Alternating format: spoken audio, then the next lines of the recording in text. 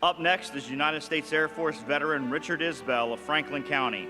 Rick is a disabled veteran who used the vocational rehabilitation program to attend the Columbus College of Art and Design.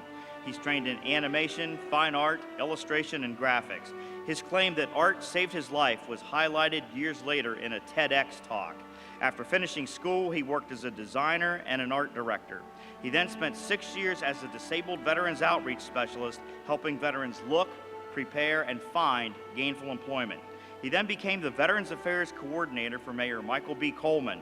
Rick has the distinction of being the first full-time Veterans Affairs Coordinator for a city municipality in the state of Ohio. Under Rick's leadership, the City of Columbus received the Department of Defense's Employer Support of Guard and Reserves Freedom Award in Washington, D.C. His veteran program not only protected the jobs and benefits of military employees called to duty, but it also helped managers and supervisors with guidance on what to do before, during, and after deployment. Rick works as a senior graphic artist at the Air Force Research Laboratory at Wright-Patterson Air Force Base. Further, Rick continues to serve veterans, military, and their families in the community. He chairs committees for the Central Ohio Stand Down and the Fallen 15 nonprofit organization and is a MilVets trustee. He's a member of the VFW, American Legion, Disabled American Veterans, and is the first honorary member of the Military Officers Association of America Central Ohio chapter. Rick enters the Ohio Veterans Hall of Fame at age 51. It's my privilege to welcome Richard Isbell to the class of 2019.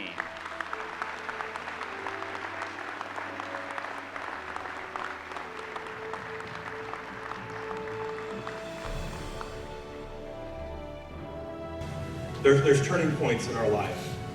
I also want to thank my family who were always there with me, always supportive, and a loving wife that has given me all from day one. I have great friends, great mentors, and I'd like to thank Joe for nominating me for this. The turning points that I was talking about, each and every one of you, there was a turning point in your life when you said, I want to help others. I want to help other veterans. I want to help other people like me. I remember that day. I was an unemployed disabled veteran. I was sitting at a vet rep's table. He was throwing jobs at me. None of them were what I was looking for. And then the last thing he said to me was, what about my job?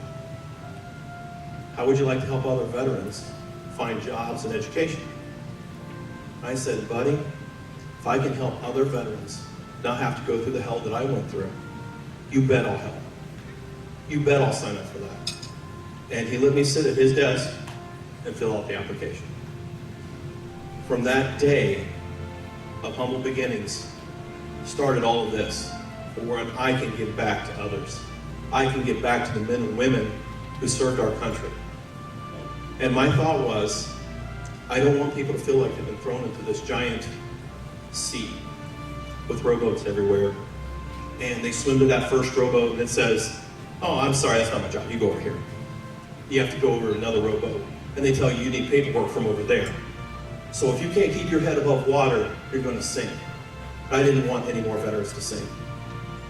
So I made it my choice to know people. I made it my choice to be able to send someone to the right people. So when you left my office, you had at least 2 numbers and 2 names. Even if I can't help you, I'm going to let you know the right person who has their ear to the ground, who will make it happen. And you're going to be able to talk to a person, not just go to the VA, not just go to see your local veteran service officer.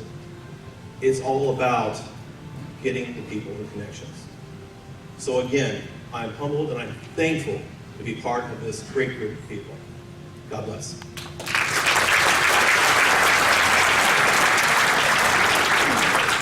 Thanks, Rick.